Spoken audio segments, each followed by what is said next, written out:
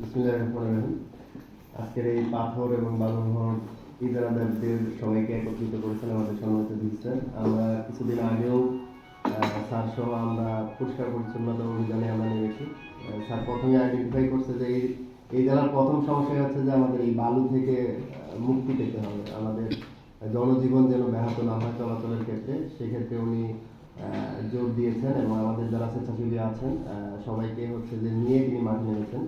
তো আমি বলবো যে পঞ্চগড়ের সব থেকে মানে হটস্পট হচ্ছে এদিক থেকে তেঁতুলিয়ার কিছু জায়গা এবং আমাদের পঞ্চগড়ের বীজ থেকে নিচ দিয়ে মারিয়া হয়ে একদম দেবীগঞ্জ পাকড়িতলা যে জায়গা, আমাদের দেবীগঞ্জের সাংবাদিকরা কিন্তু সবসময় নিউজ করেই যাচ্ছে, অন্তত সেই জায়গায় কিন্তু অ্যাক্সিডেন্টগুলো হচ্ছে। এখন পাকড়িতলা পরিষ্কার করছে, কিন্তু আবার ডাম্পিং শুরু করছে, দেখা যায় ট্রাক দাঁড় করায় রাখছে।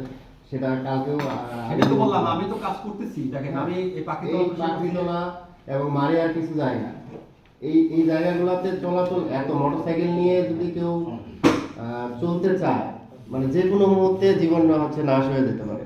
তা আমরা কেন একটু সচেতন হব না? আমরা বালিগুলো পরিষ্কার করে দিলাম, যারা নিয়েছি, সাথে সাথে যদি বালুগুলো আমরা পরিষ্কার করে দিই, দেখা যাচ্ছে যে এই সমস্যাগুলো আর থাকবে না। বর্ষাকালে কিন্তু এই ধরনের সমস্যা খুব কম হয়। এই যত সমস্যা কিন্তু আমাদের শীতকালে, এবং বালুগুলো তো বালু থাকে না, পরবর্তীতে যে বর্তমানে শুষ্ক মৌসুম, ধুলা বালু যে পরিমাণ সৃষ্টি হচ্ছে বাতাসের সাথে, এটা আমাদের ঠান্ডাজনিত সমস্যা, নানান ধরনের সমস্যা, শ্বাসকষ্টজনিত সমস্যা হচ্ছে যে আমরা উপনীত হচ্ছি। আমি অনুরোধ করবো যেন রাস্তার মধ্যে সমস্যাটা সমাধান হচ্ছে যে রাস্তার মধ্যে যেন আমাদের বালু না থাকে এবং ট্রাকগুলো যেভাবে দাঁড়ায় থাকে, সাইডগুলো নিতে হচ্ছে খুবই সমস্যা হয়।